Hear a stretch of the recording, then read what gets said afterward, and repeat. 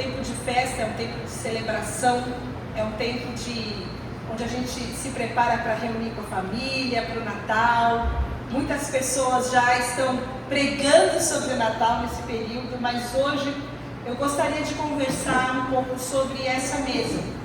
Nós tivemos a oportunidade, graças a Deus, junto com o Vini, de falarmos e louvarmos e adorarmos ao Senhor pelo sacrifício na cruz, por esse amor, por essa graça que nos alcançou. E quando nós temos reiteradas vezes a oportunidade de ceiarmos, como ele falou logo no início dessa palavra de louvor e de adoração, enquanto ele ministrava, ele falou: nós muitas vezes caímos no comum. E foi justamente esse pensamento que invadiu meu coração e que nos leva hoje a juntos pensarmos um pouco sobre a mesa, sobre essa mesa que é a mesa da aliança, uma mesa de graça, uma mesa de acolhimento, uma mesa de reconciliação, uma mesa onde nós temos uma aliança firmada entre nós, uns com os outros, como igreja, como família, mas também temos a oportunidade de relembrarmos, porque esse é o sentido da nossa ceia, relembrarmos o sacrifício de Jesus na cruz do Calvário. E quando nós temos essa oportunidade gloriosa, nós não podemos deixar de pensar com profundidade o que estava implicado, o que nós fazemos, o que é a ceia, o que ela significa, o que significou para Jesus naquele momento quando ele reúne seus discípulos. E é por isso que eu gostaria de pensar com você um pouco sobre isso. A gente, quando pensa em mesa, a gente pensa em comunhão, certo? Você vai reunir com um amigo, você fala: vamos tomar um cafezinho, vamos comer uma pizza, a gente precisa se reunir com churras. E tem sempre alguma coisa envolvendo um tempo que você vai poder comer junto com alguém. E com Deus também não é difícil, não é diferente. A gente também entende que a gente tem a oportunidade de ter uma comunhão. A mesa, quando nós pensamos na mesa, nós pensamos em comunhão, nós pensamos em provisão, nós pensamos em aliança, e essa é a oportunidade que nós temos de pensarmos nisso nessa manhã. A mesa do Senhor, esse momento que nós temos da ceia, a mesa, ela é um lugar de provisão divina. Sempre que nós olhamos para a palavra, sempre que a gente vê o encontro de Deus com o homem, muitas vezes está assim, um momento de encontro na mesa, onde Deus se encontra com o ser humano. E quando nós pensamos na mesa como um lugar de provisão divina, a gente lembra de um versículo que você está guardado aí no fundo do seu coração, de Salmos 23, o finalzinho do Salmos 23, que fala: tu preparas uma mesa perante mim, na presença dos meus inimigos. Ele mostra um Deus que cuida, um Deus que prepara e um Deus que alimenta. Você não se sente amado quando você chega e tem uma mesinha preparada para você? Alguém preparou uma mesinha, arrumou bonitinho, pensou naquilo que você vai se alimentar e oferece para você então uma mesa, oferece para você uma provisão.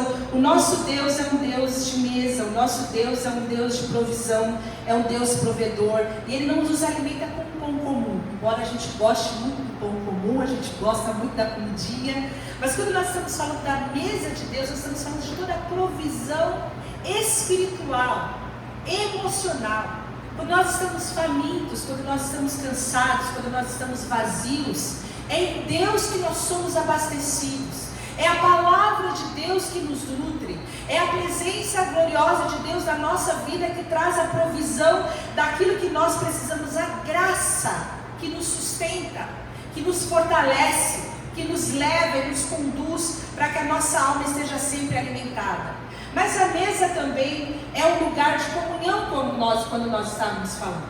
A mesa é um lugar onde nós temos comunhão com Deus, experimentamos da graça de Deus. Ela é um símbolo da graça, é um símbolo da comunhão, e ela também é um símbolo. Nós vemos quando Jesus, com o povo do Sinai, Jesus faz uma aliança com aquele povo, e o texto de Êxodo 24:11 fala que eles comeram e beberam diante de Deus. Quando Deus sela, então, uma aliança, aquilo termina com uma festa onde eles comem e bebem. E algumas semanas atrás a gente falou sobre Davi e Mefibosete era o filho esquecido de Jonatas, e ele encontra a possibilidade de servir em amor ao seu amigo, aquele homem que era um homem esquecido, escondido da sociedade, que tinha deficiência nas pernas, e ele então chama Mefibosete, dá a ele parte dos bens da herança, mas ele concede uma honra muito grande. A palavra fala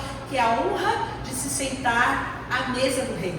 Então a mesa é esse lugar onde os inimigos se tornam amigos, onde as pessoas distantes se aproximam, onde os pecadores são acolhidos. Jesus vai se sentar à mesa com os pecadores. Mateus vai dizer isso em capítulo 9, versículo 10. E esse então é um lugar onde não há julgamento. A mesa do Senhor, o momento de comunhão com Deus, é um momento de graça, é um momento de amor. Mas eu quero falar hoje sobre a mesa ser um lugar de lembrança e a mesa ser um lugar de aliança. Além da mesa ser um lugar de provisão, onde nós temos a convicção que tudo na nossa vida é provisão de Deus. Tudo que nós somos e tudo que nós temos veio da graça de Deus para nós. Além de nós sabermos que é um lugar, um tempo de comunhão, que Deus deseja estar conosco. A palavra de Deus fala que Ele está à porta e bate. Se a gente abrir, Ele vai entrar e vai fazer o que com a gente? Vai cear conosco, vai sentar à mesa conosco. Ele vai ter um tempo de comunhão conosco. Além disso, a mesa é um lugar de aliança e de lembrança. E é sobre isso que nós vamos falar hoje. E o texto é um texto muito conhecido, que está lá em 1 Coríntios 11. Nós lemos todos os domingos de ceia esse texto. E eu quero trazer você hoje, nessa última ceia do ano, para que a gente possa pensar juntos no significado, na profundidade que está escrito aqui nesse capítulo 11, em seus versículos 23 a 29. E a palavra de Deus diz o seguinte: porque eu recebi do Senhor, é Paulo que está falando isso, eu recebi do Senhor, que também transmiti a vocês, que o Senhor Jesus, na noite em que foi traído, pegou o pão, deu graças, partiu-o e disse: isso é o meu corpo, dado em favor de vocês, façam isso em memória de mim. Da mesma forma, depois de ter comido o pão, ele pegou o cálice e disse: esse cálice é a nova aliança no meu sangue. Façam isso sempre que beberem em memória de mim. Porque sempre que comerem deste pão e beberem desse cálice, vocês anunciam a morte do Senhor até que Ele venha. Portanto, todo aquele que comer do pão ou beber do cálice do Senhor de modo indigno, será culpado de pecar contra o corpo e o sangue de Jesus. Examinem cada um a si mesmo, e então coma do pão e beba do cálice, pois quem come e bebe sem discernir o corpo do Senhor, come e bebe para o seu próprio juízo. E o que eu acho interessante, que o texto começa dizendo, é que Jesus, na noite em que Ele foi traído, Ele tomou o pão e o cálice e Ele deu graças. Essa palavra é uma tradução da palavra eucaristeu, da onde vem a palavra eucaristia, usada mais comumente na igreja católica. Ele tomou o pão e ele tomou o cálice e ele deu graças. Se você parar um minuto, existe algo escondido nesse texto. Ele fala que ele fez isso na noite em que ele foi traído. E Jesus sabia que tipo de noite que ele iria ter. Aquela noite ia ser uma noite muito longa. Naquela noite ele seria traído, naquela noite ele seria julgado, naquela noite ele seria ferido, naquela noite ele seria exposto, naquela noite ele seria envergonhado, naquela noite um dos seus melhores amigos iria negar que o conhecia. Ia ser uma longa noite. Mas em algum momento Jesus ora: Senhor, se for possível, passa de mim esse cálice. Jesus sabia aquilo que ele estava para passar, mas o texto fala que nessa noite, com toda essa expectativa, ele dá graças. Ele consegue dar graças. O momento em que ele está com os seus discípulos, o momento de comunhão, o momento de provisão, é também um momento de gratidão, um momento de graça. E muitos de nós participamos da ceia. Você vai lembrar ao longo do seu ano quantas noites difíceis você teve, quantos momentos difíceis você teve, quantas fases, quantos sentimentos ruins. Quantas vezes que você foi julgado, quantas vezes que você estava adoecido, quantas vezes que você estava fraco. Mas o texto diz que independente do que está acontecendo na sua noite, na sua vida, o momento de mesa, o momento de comunhão, o momento de ceia, é um momento de gratidão, é um momento de ações de graça. É o momento em que você chega diante de Deus e você joga a luz da cruz de Cristo em toda a sua vida para dizer o seguinte: independente do que eu estou vivendo aqui, há algo certo que ninguém pode arrancar de mim. Eu fui salva, lavada e remida pelo sangue de Jesus, e por causa do sangue de Jesus eu tenho a eternidade em Cristo. Tudo aqui passa. Tudo aqui passa, eu tenho algo eterno em que eu posso me firmar, algo eterno. O amor de Deus é maior do que qualquer dificuldade, do que qualquer rejeição, do que qualquer problema relacional que eu possa estar vivendo. Há um amor maior de alguém que se deu em meu lugar. Essa é o espírito da ceia, da Eucaristia. Esse é o momento em que nós nos chegamos diante de Deus para entender esse grande amor, e essa ceia está aqui sempre para nos lembrar da nossa salvação. A ceia vai sempre estar aqui para nos lembrar do amor de Deus. A ceia vai sempre, pelo menos uma vez ao mês, te lembrar que há algo muito superior do que todas as demandas que a gente tem aqui na terra. Algo eterno que foi firmado na cruz do Calvário, uma aliança eterna firmada na cruz por meio do próprio sangue de Cristo Jesus. E aí nós temos o versículo 23 que fala que Jesus pegou o pão e deu graças, dizendo que aquele pão agora representava o corpo dele. E ele toma o cálice e ele fala: e esse é o meu sangue. Se você se lembrar comigo, o momento em que Jesus faz isso é o momento da Páscoa. Vocês se lembram disso? Jesus reúne seus discípulos, e a Páscoa ela tinha alguns elementos. Só que essa Páscoa agora está diferente, e eu vou chegar lá. Se você lembrar da Páscoa, essa Páscoa é a Páscoa judaica, onde Deus, em sua graça, em seu amor, em sua misericórdia, olha para o seu povo que estava 400 anos preso no Egito, levanta Moisés e fala: agora eu vou libertar esse pessoal, eu vou trazer esse povo, tirar esse povo da escravidão, e eu vou libertar esse povo. E Deus então direciona Moisés, que junto com o seu irmão Arão vai até o faraó, e ele intercede por aquele povo. Cada vez que Faraó nega que o povo seja liberto, uma praga vem sobre os egípcios, e é uma praga terrível, uma após a outra, até que depois da 9ª praga vem algo terrível que vai acontecer. E essa é a noite em que foi instituída a Páscoa. Essa é a noite em que Deus vai dizer o seguinte: olha, em todo o lugar, em toda a casa, todo o primogênito mais velho que estiver no Egito, quer seja egípcio ou judeu, todo o filho mais velho vai ser morto.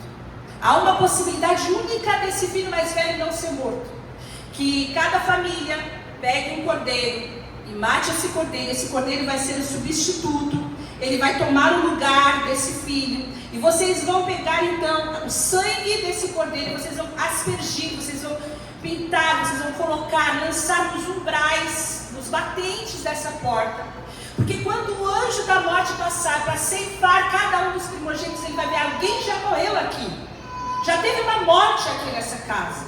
Então essa morte desse substituto vai fazer com que o anjo passe direto. Daí vem a palavra passagem, pessar, Páscoa. E essa palavra traz então a possibilidade de uma salvação dentro daquela casa, porque havia um outro substituto que havia morrido no lugar daquele filho mais velho. Então o anjo da morte passa e aquele filho é salvo. Isso tudo era uma sombra, isso tudo era um prenúncio daquilo que Cristo Jesus faria na cruz do Calvário.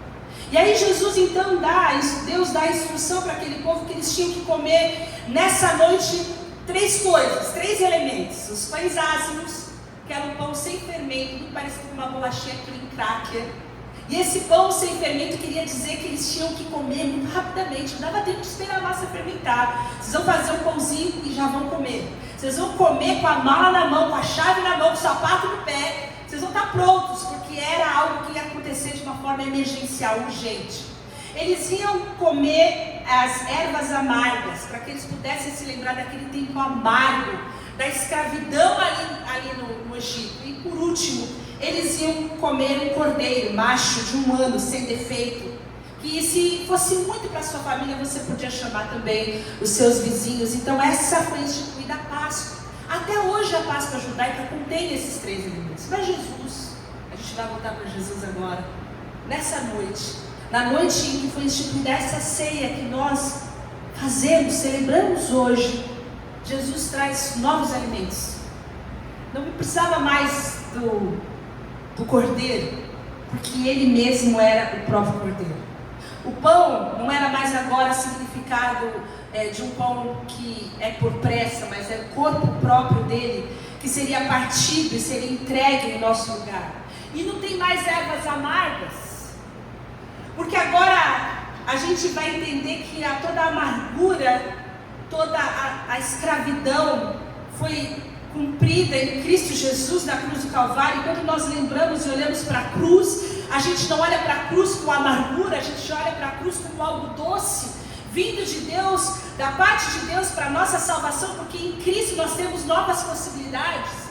Nós recebemos a possibilidade de sermos novas pessoas. A palavra de Deus fala que aquele que está em Cristo é uma nova criação.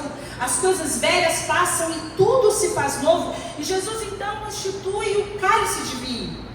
E o cálice de vinho significa muito para nós, porque ele fala: esse aqui é o meu sangue. O corpo era representado pelo pão que nós temos ali partido. E o cálice, Jesus fala: esse sangue, esse cálice representa o meu sangue que foi derramado no lugar de vocês. Eu fui o cordeiro, eu fui aquele que substituiu vocês, para que a morte passasse, vocês fossem tirados da morte e levados para a vida eterna. Essa é a promessa e essa é a vida que nós recebemos em Cristo. E quando nós pensamos no sangue, eu quero vir com você um pouco mais profundo em Hebreus 10, versículo 19 e 20, que fala o seguinte: portanto, irmãos, temos plena confiança. O outro texto vai dizer que a gente tem ousadia para entrar no Santo dos Santos, pelo sangue de Jesus, por um novo e vivo caminho que Ele nos abriu por meio do véu, isto é, o seu corpo. E aí você vai precisar de muitos elementos do Antigo Testamento para entender a profundidade do que Hebreus está falando para nós aqui. Ele fala que por causa do sangue de Jesus, nós podemos entrar no Santo dos Santos. Há liberdade, há possibilidade e há o acesso. Você precisa entender que Mateus 27, 51 diz que quando Jesus morreu na cruz, havia um véu grosso que separava o lugar santo, que era o lugar onde os sacerdotes podiam ficar, do Santo dos Santos, que é esse lugar que nós lemos nesse texto. O Santo dos Santos era simbolizado pela presença de Deus. E somente um sumo sacerdote, uma vez por ano, no dia da expiação, podia entrar nesse lugar. Isso queria dizer o seguinte: que nenhum homem pode entrar na presença de Deus. Só um representante que estivesse vivendo em absoluta santidade, porque se nós entrássemos com os nossos pecados diante de Deus, a gente seria absolutamente fulminado na hora. E aí o texto fala, em Mateus 27, 51, que o véu do templo se rasgou em dois, de alto a baixo, porque significava que não foi homem nenhum, mas foi de cima que veio a ruptura dessa divisão. E é isso que a gente canta: o véu que rompeste. Nós cantamos coisas que muitas vezes a gente não entende, é sobre isso daqui. Existiam então esses dois lugares, e eles significavam uma barreira entre Deus e o homem. Quando Jesus morre, quando Jesus tem o sangue derramado na cruz do Calvário, existe a ruptura da barreira que existe entre nós e Deus, de forma que hoje nós podemos viver na presença de Deus. Depois o texto vai dizer que nós somos templo do Espírito, nós somos o lugar onde Deus está, onde Deus habita. Nós temos liberdade de orar a qualquer momento e falar com Deus que Ele é o nosso Pai. E então Deus traz para nós a possibilidade de termos acesso direto à sua presença, e isso por meio do seu sangue. E aí você vai entender novamente o que esse texto estava dizendo. Portanto, irmãos, eu vou ler novamente: temos plena confiança para entrar no Santo dos Santos, nesse lugar que era um lugar inacessível. O que nos dá acesso? Qual é a chave? O que nos permite entrar no Santos dos Santos? O texto fala, pelo sangue de Cristo. O sangue de Cristo, então, é esse novo e vivo caminho que nos abriu por meio do véu que é o seu corpo. E aqui tem um simbolismo muito pesado, que assim como aquele véu foi rasgado, o corpo de Cristo foi rasgado, foi ferido. Ele morreu na cruz, para que por meio da sua morte, para que por meio da sua entrega, nós pudéssemos ter acesso a Deus. Ele então, o texto fala que o seu corpo era o próprio véu, rasgado na cruz, para abrir para nós um caminho por meio do seu sangue, para que nós pudéssemos habitar na presença de Deus. É isso que a ceia representa, um corpo partido, moído, entregue, ferido, e o sangue de Jesus derramado, nos dando acesso à presença de Deus, acesso que nós nunca jamais poderíamos ter, se não fosse por sua entrega na cruz. Isso traz para nós um imenso significado, e esse significado é que antes, o homem não podia entrar na presença de Deus livremente. O acesso era limitado, o acesso era mediado por sacerdotes. Agora, por causa de Jesus, o sumo sacerdote, oferece seu próprio corpo como sacrifício. E nós podemos, com ousadia, com plena confiança, com alegria, entrar na presença e viver na presença de Deus sem medo, por causa do sangue de Jesus. É isso que o cálice significa. Não mais cordeiros, mas Jesus, o próprio cordeiro. Jesus, então, estabelece um novo cardápio, um novo menu para essa ceia que vai se estender até as bodas do cordeiro, que é o seu pão, que é o seu corpo, e o sangue, que é o vinho, que é o sangue de Jesus. E Jesus fala uma coisa: façam isso em memória de mim. O motivo pelo qual a gente se reúne na ceia é lembrar. E o grande problema é que a gente esquece. A gente é fácil de esquecer, não é? A gente é fácil de esquecer. Eu fico pensando, se não tivesse a ceia, o que seria de nós? Quantas vezes nesse mês você parou para pensar no sacrifício de Jesus na cruz? Quantas vezes nesse mês você parou para pensar no sangue vertido e derramado por causa dos seus pecados? Do corpo de Jesus moído, da injustiça que ele sofreu, da substituição que ele fez, porque nós precisávamos de um Salvador. Nós precisávamos desse amor. Nós precisamos nos lembrar, porque a gente é muito bom de esquecer. E a graça não pode cair em lugar comum. A graça, a salvação, o sangue de Jesus precisa ser celebrado com o Eucaristeu, com ações de graça, com um coração prostrado, com um coração moído, com um constrangimento de quem foi alcançado por um amor imerecido. E é isso que nós fazemos quando nós juntos nos sentamos e nós juntos podemos pensar por um minuto nesse sacrifício. Tudo deve girar em torno dele, porque ele é a fonte de toda alegria, de toda paz, de toda a salvação que nos foi alcançada. E a gente se esquece que a gente estava morto em nossos delitos e pecados, que a gente não tinha acesso a Deus, que a gente não merecia. Mas Deus, por causa do seu grande amor, foi lá e nos resgatou, Ele nos aproximou, Ele nos escolheu, Ele nos chamou, Ele nos justificou, Ele faz toda a obra nas nossas vidas e nós aceitamos com toda a graça. Ele nos deu vida. Se você tem vida, se você respira, se você está aqui hoje, é por causa dEle, é por causa do amor dEle, é por causa da cruz, é por causa de Jesus. E nós temos então em nossos corações aspergido esse sangue. Esse sangue foi lançado em nossos corações para nos justificar, para nos redimir de todo pecado. Essa redenção faz com que nós sejamos marcados pela graça, marcados por essa substituição tão gloriosa. Quando nós entramos então diante da presença de Deus, nós vamos para o final, onde há algumas coisas muito importantes de nós pensarmos. Eu quero que você pense comigo hoje. Deve haver uma santa reverência quando nós estamos juntos na ceia do Senhor.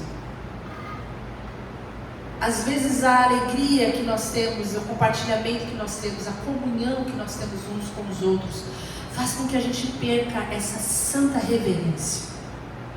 Que a gente entenda que a ceia não é uma invenção nossa, que não foi a Igreja Graça e Paz que escolheu o primeiro domingo do mês para fazer isso. Existem igrejas que fazem todos os domingos, inclusive.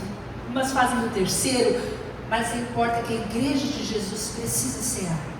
A igreja de Jesus precisa ter esse tempo para pensar nessa instituição divina, onde Jesus é o centro de todas as coisas, e nossa motivação ao comermos, ao bebermos, é que Ele seja lembrado, que Ele esteja no centro.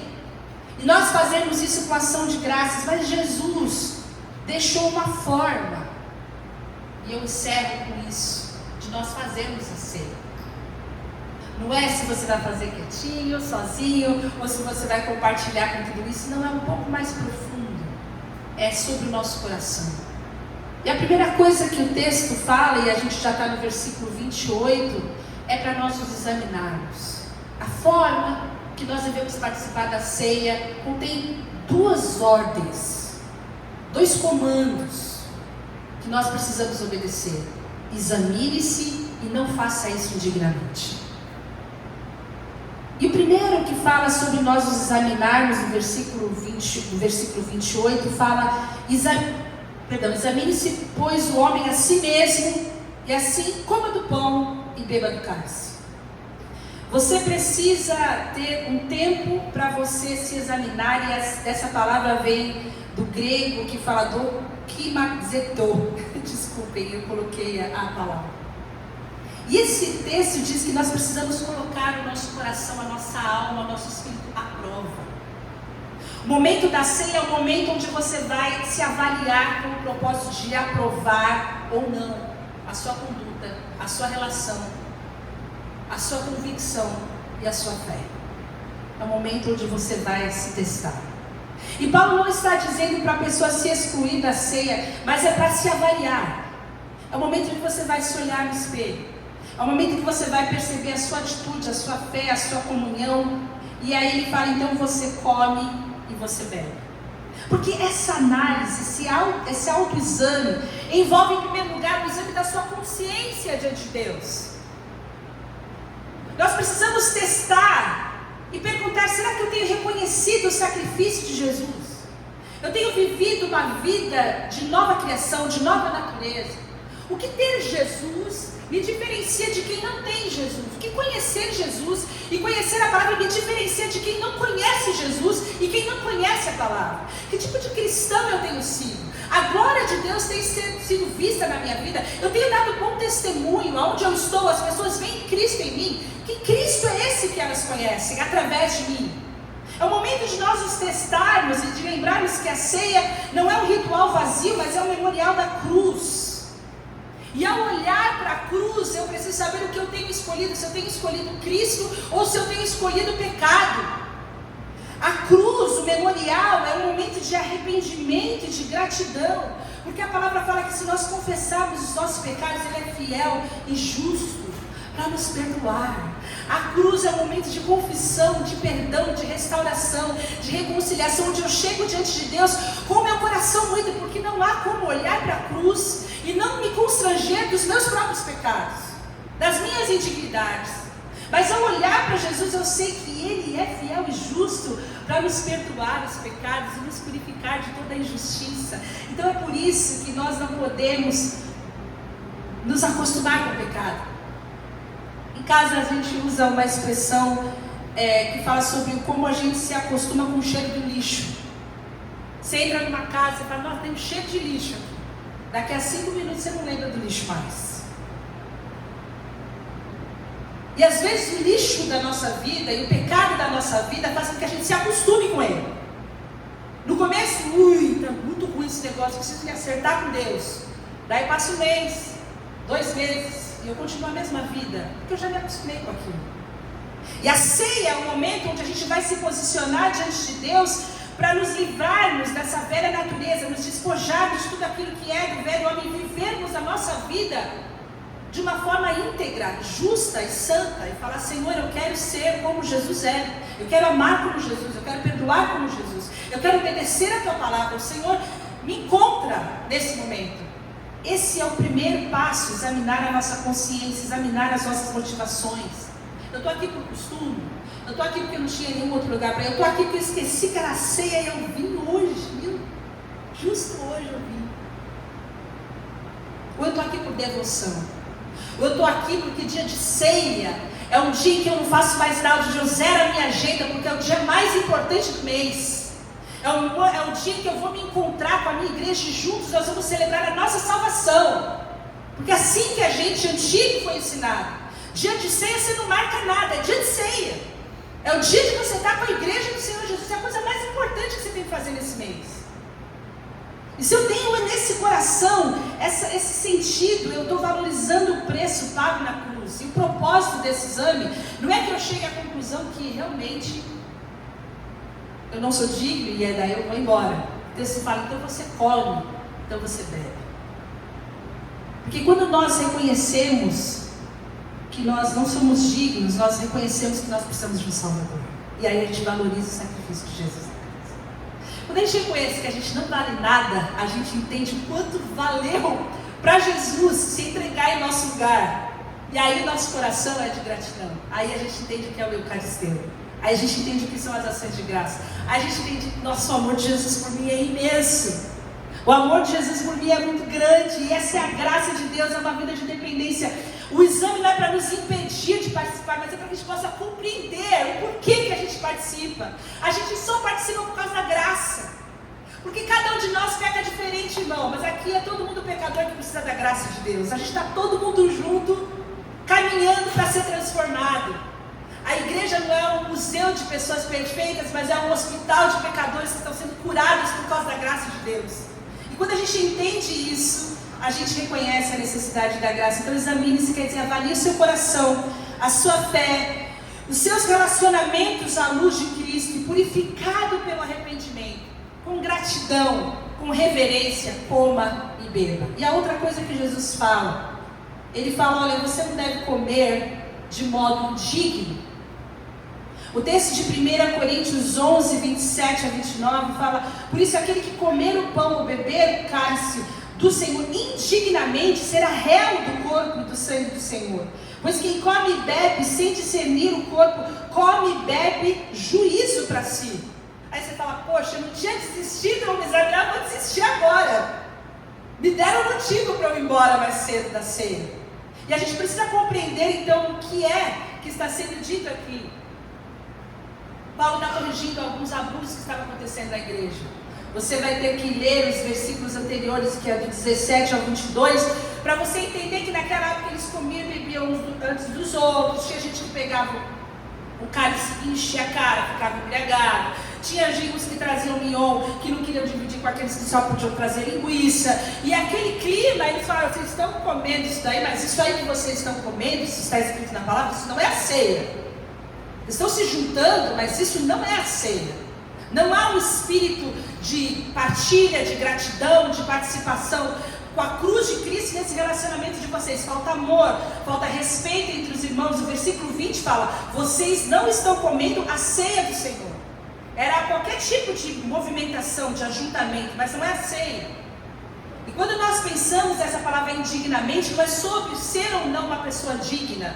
Porque a única coisa que nos torna dignos é o sangue de Jesus que foi derramado em nosso lugar. Mas é de modo indigno, da forma de participar. Se nós estamos participando ou não de forma digna. O problema não é quem come, mas é como nós comemos.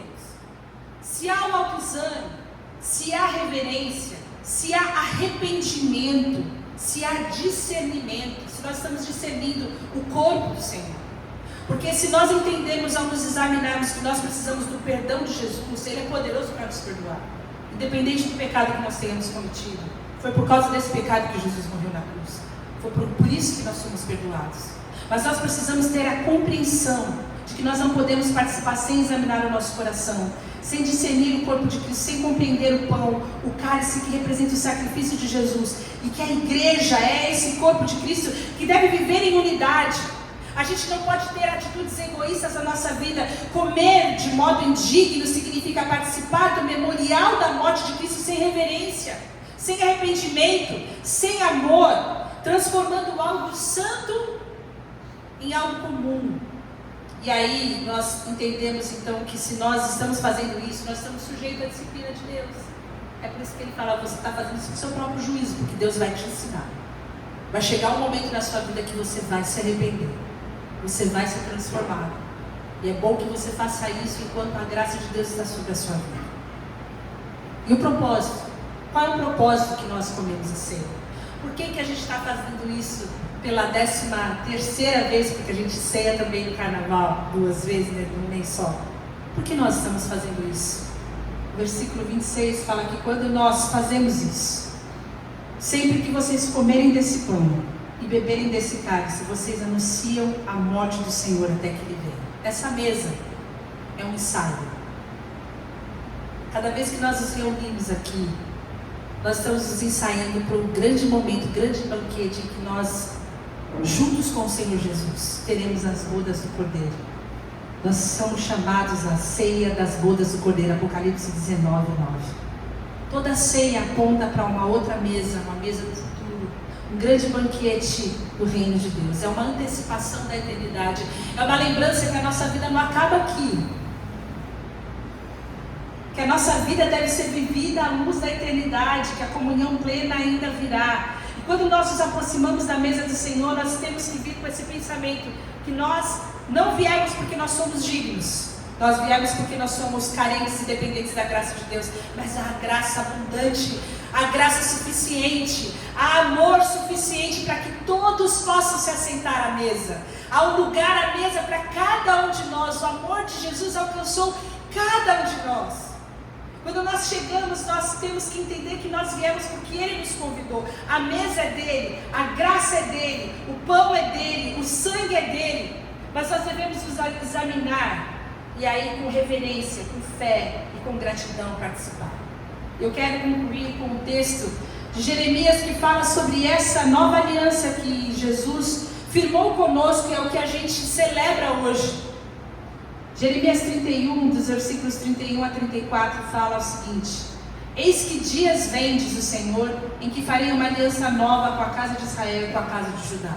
Uma aliança diferente do que aquela que existia antes. Não conforme a que fiz com seus pais, no dia em que os tomei pela mão para os tirar da terra do Egito, porque eles invalidaram a minha aliança, apesar de eu os haver desposado, diz o Senhor. Mas essa é a aliança que farei com a casa de Israel. Porei a minha lei no seu interior e escreverei no seu coração, e eu serei o seu Deus, e eles serão o meu povo.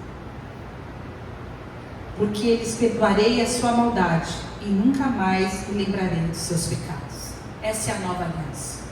A nova aliança é no nosso interior, onde Deus escreve em nosso coração, onde Ele é o nosso Deus e nós somos o seu povo, onde todas as nossas maldades são perdoadas de forma que Ele nem se lembra delas. É disso que nós celebramos, é sobre isso que nós fazemos toda vez que nós chegamos aqui. Pode ser que esses elementos e essas informações sejam muito novas para você, mas você precisa guardar algo profundo no seu coração. Apesar de todos os símbolos do Antigo Testamento que foram cumpridos em Cristo Jesus, há uma novidade para a nossa vida hoje. Hoje, o nosso pecado é perdoado. Hoje, há amor abundante de Deus sobre as nossas vidas, para nos guardar, para nos proteger, para nos dar uma nova chance. Hoje existe paz vinda do Príncipe da Paz.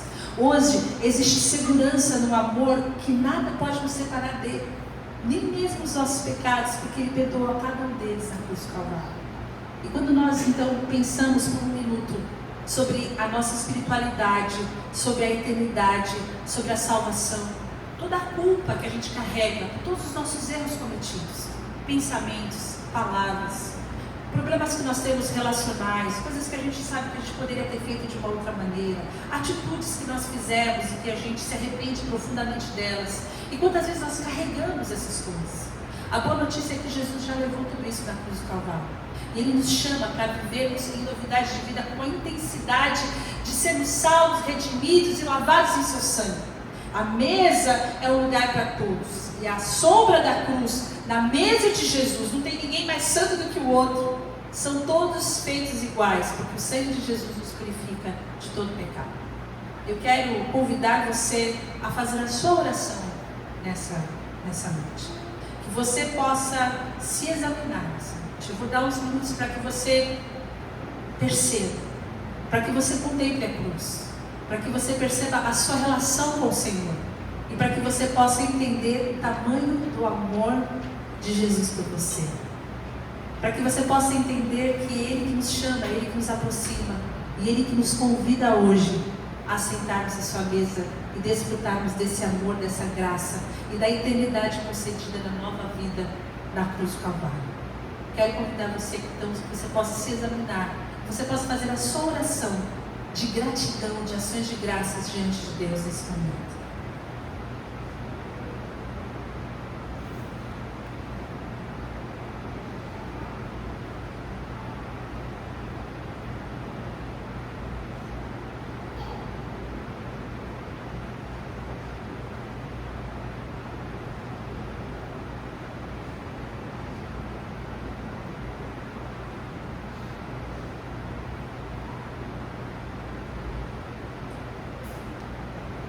Senhor, eu quero te agradecer por Jesus, pelo amor que Jesus tem por cada um de nós.